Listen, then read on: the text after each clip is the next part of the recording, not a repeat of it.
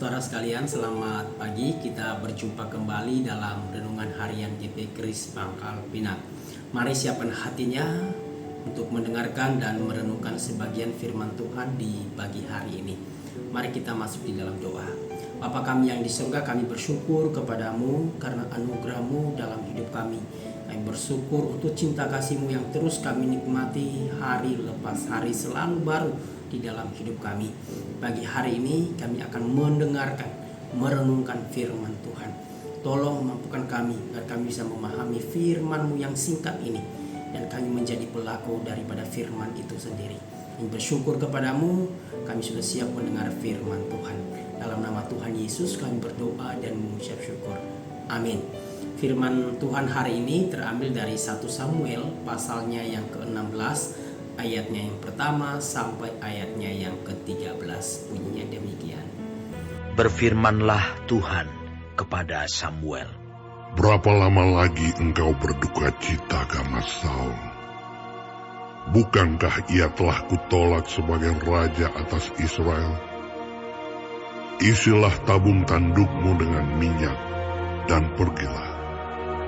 Aku mengutus engkau kepada Isai, orang Betlehem itu, sebab di antara anak-anaknya telah kupilih seorang raja bagiku.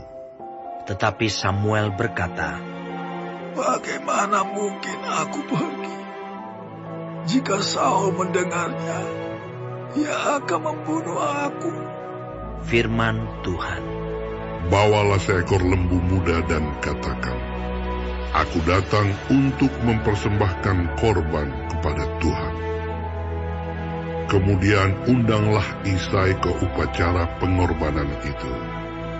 Lalu aku akan memberitahukan kepadamu apa yang harus kau perbuat. Urapilah bagiku orang yang akan kusebut kepadamu. Samuel berbuat seperti yang difirmankan Tuhan, dan tibalah ia di kota Betlehem. Para tua-tua di kota itu datang mendapatkannya dengan gemetar dan berkata, adakah kedatanganmu ini membawa selamat? Jawabnya, ya, benar. Aku datang untuk mempersembahkan korban kepada Tuhan.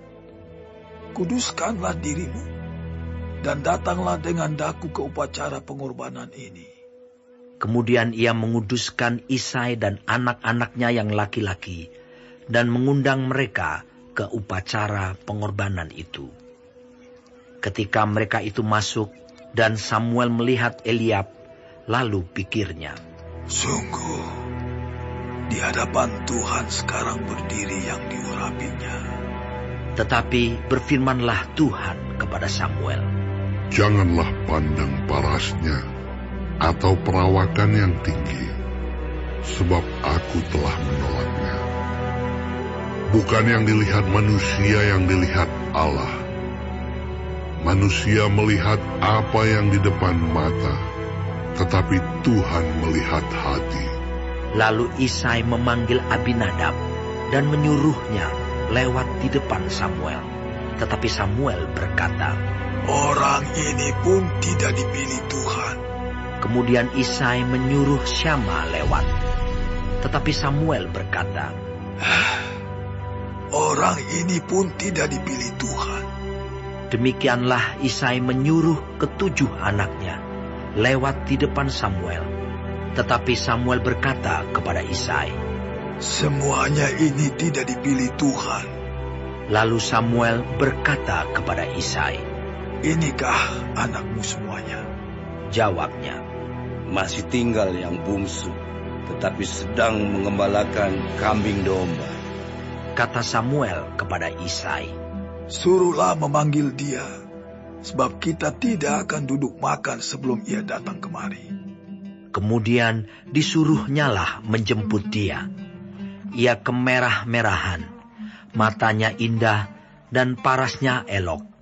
Lalu Tuhan berfirman, bangkitlah, urapilah dia, sebab inilah dia.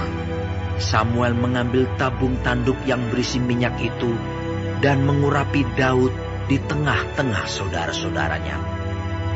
Sejak hari itu dan seterusnya berkuasalah roh Tuhan atas Daud.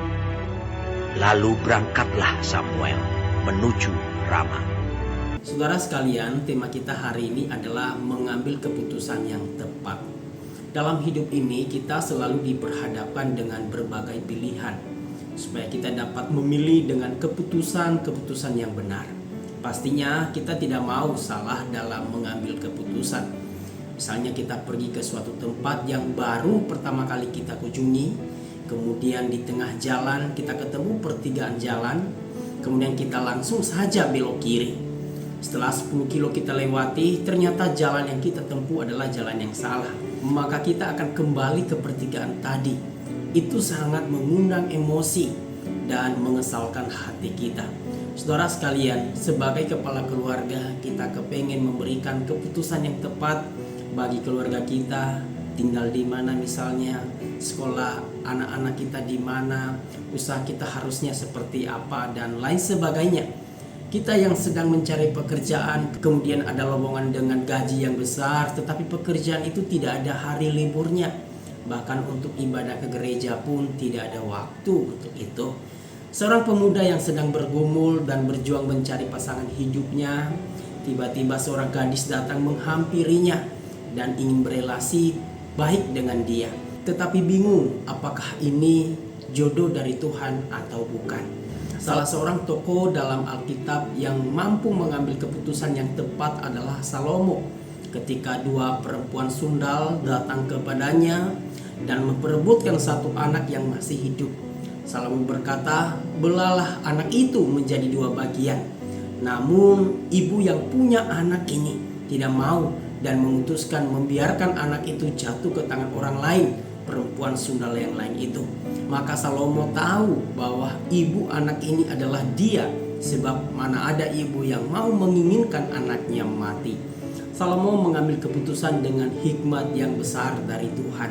Saudara sekalian, bagaimana seharusnya kita sebagai anak Tuhan mengambil keputusan yang tepat di dalam hidup ini? Yang pertama, jangan cepat mengambil keputusan berdasarkan persepsi atau kesan yang kita dapat, tetapi kita buktikan dengan fakta-fakta yang ada.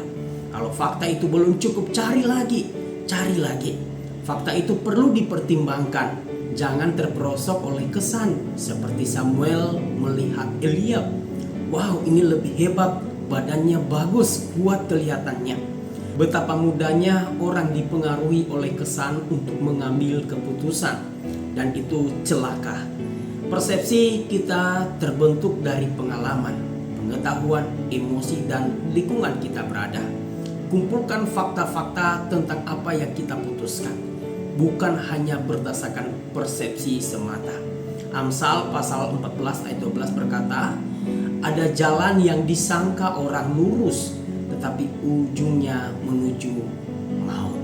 Tuhan berkata kepada Samuel di ayatnya ke-7, "Tetapi berfirmanlah Tuhan kepada Samuel, janganlah pandang parasnya atau perawakan yang tinggi, sebab aku telah menolaknya. Bukan yang dilihat manusia yang dilihat Allah.